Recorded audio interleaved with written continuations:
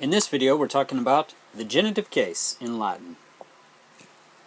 This video is from the Vulgate course by William Dodds. This is number 95 in his course. You can find it free online at Google Books.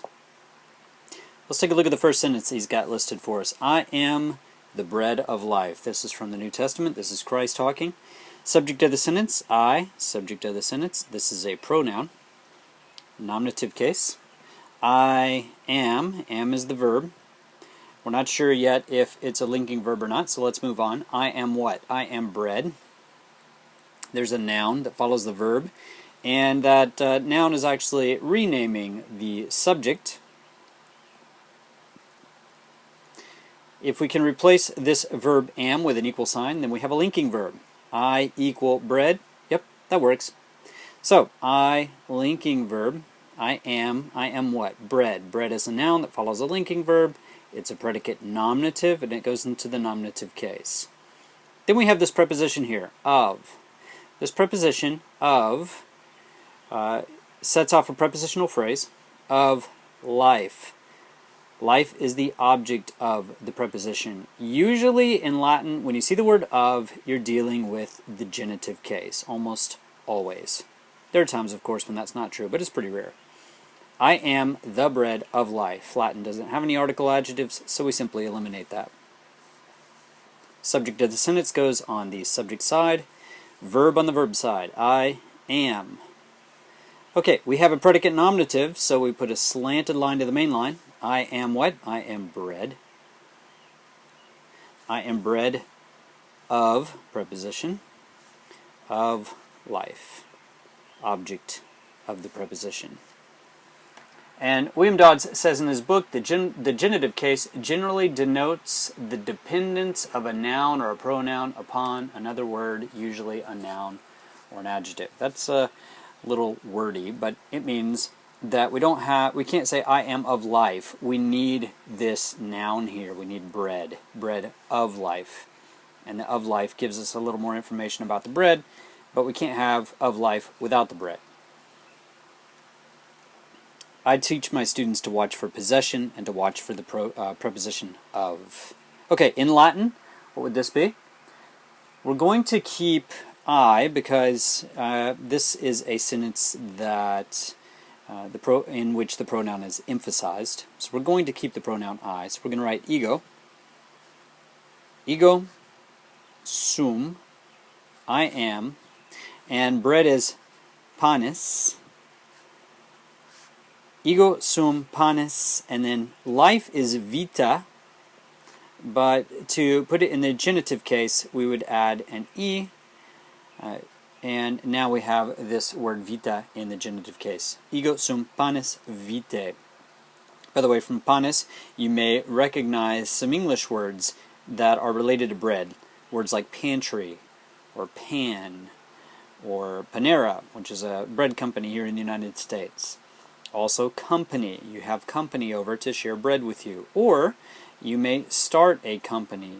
Well, the people you start a company with, you're going to be spending a lot of time with them. So you'll be sharing bread with them. You'll be sharing meals with them. All from this English word, or from this Latin word, panis. Let's look at another sentence.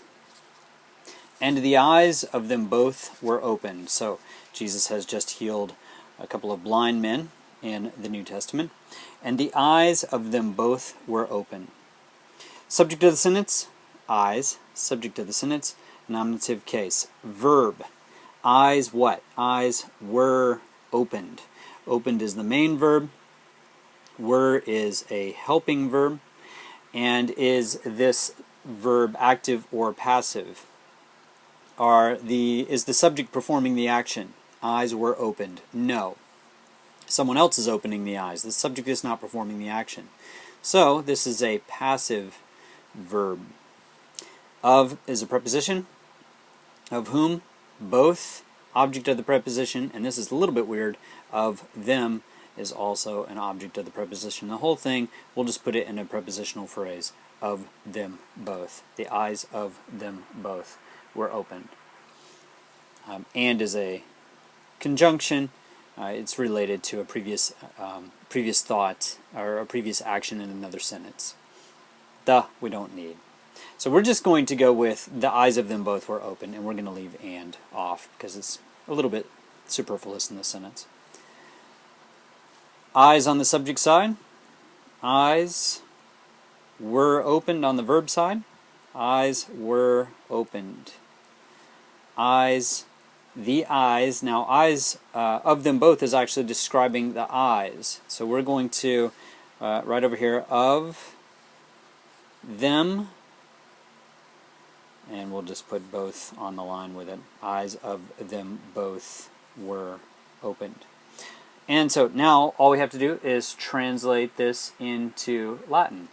We're going to make sure, though, I forgot to mention this earlier, since of them both follows the preposition of, we're going to make sure that this is in the genitive case. Okay? Whose eyes? Their eyes. It's showing possession. These are the owners of the eyes, these guys, whoever these blind men were. The eyes of them both were opened. Okay, in Latin. Et aperti sunt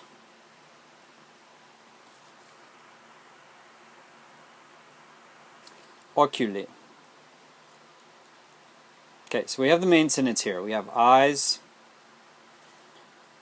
were opened. Aperti sunt is passive. Oculi aperti sunt. The eyes were opened. Now all we need is of them both. So we're going to write amborum.